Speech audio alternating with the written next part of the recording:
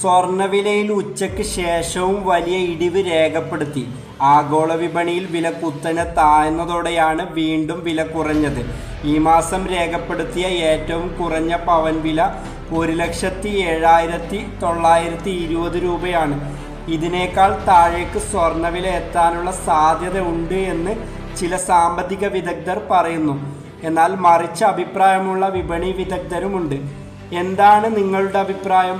വരും ദിവസങ്ങളിൽ വില കൂടാനാണോ കുറയാനാണോ സാധ്യതയെന്ന് താഴെ കമൻറ്റ് ചെയ്യൂ. രാവിലെ ഗ്രാമിന് 140 രൂപ ഇടിഞ്ഞ് 14,200 രൂപയും ഒരു പവന് 1,120 രൂപ കുറഞ്ഞ് 1,13,600 രൂപയിലും എത്തി. ഉച്ചയോടെ വീണ്ടും ഗ്രാം വിലയിൽ 65 രൂപയുടെ ഇടിവാണ് ഉണ്ടായത്. പവൻ വില 520 രൂപ കുറഞ്ഞ് 1,13,080 രൂപയായി കുറഞ്ഞു. അതായത് 2 ദിവസത്തിനിടെ 2,600 രൂപയുടെ ഇടിവാണ് ഉണ്ടായിരിക്കുന്നത്.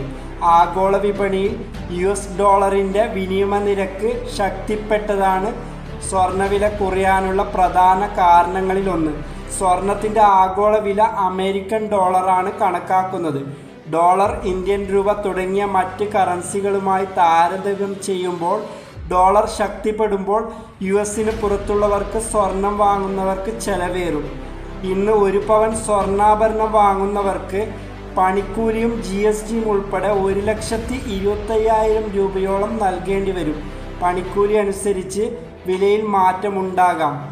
ഇന്നത്തെ വെള്ളി വില ഗ്രാമിന് 265 രൂപയും പവന് 2,120 രൂപയും ഒരു കിലോഗ്രാം വെള്ളിയുടെ വില 2,65,000 രൂപയുമാണ് ഇന്ന് വ്യാപാരം നടക്കുന്നത്.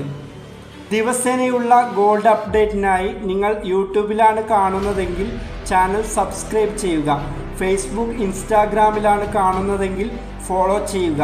എങ്കിൽ മാത്രമേ ദിവസവും വീഡിയോ നോട്ടിഫിക്കേഷൻ ലഭിക്കുകയുള്ളൂ.